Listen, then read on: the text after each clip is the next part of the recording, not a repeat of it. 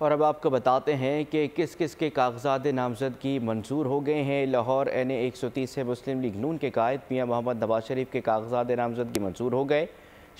शहबाज शरीफ के NA 242 कराची से कागजात कबूल हो गए। नवाब शाह में कौमी असम्बली के हल्का NA 207 पर साबिक सदर आसिफ अली जरदारी की नामजदगी मंजूर। मौलाना फजल रहमान बिलावल भुट्टो सिंध के बाद लाहौर से भी इलेक्शन लड़ने के अहल हो गए। मुल्तान के NA 148 से साबिक वज़ीर आज़म यूसुफ रज़ा गिलानी मैदान में उतरेंगे। जहांगीर तरीन के NA 149 मुल्तान, NA 155 लोधरा और PP 227 लोधरा से भी कागजात नामजदगी कबूल।